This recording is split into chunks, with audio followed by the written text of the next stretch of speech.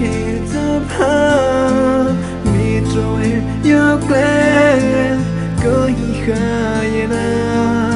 dừng lời ra ta là cơ tư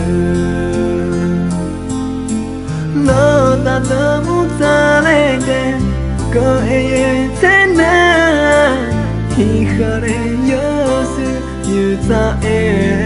ta mơ mưa đó lá ta cứ bỏ mi hama kela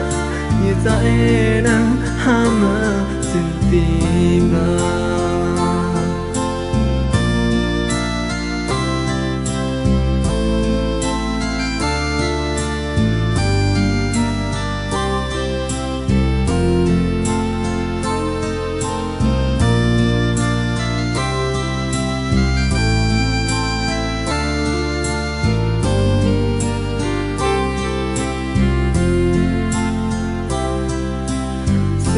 so to necessary other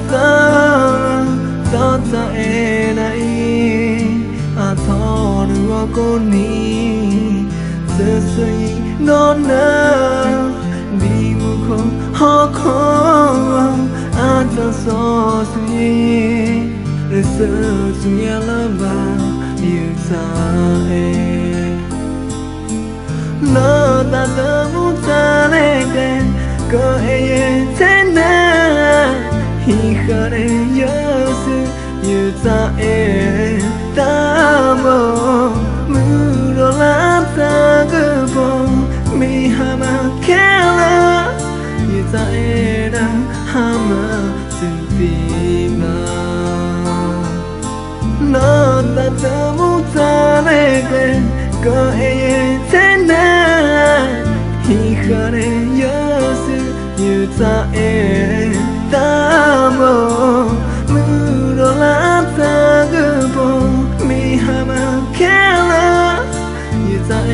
đang hama xin tìm em ta đang hama xin tìm em ta đang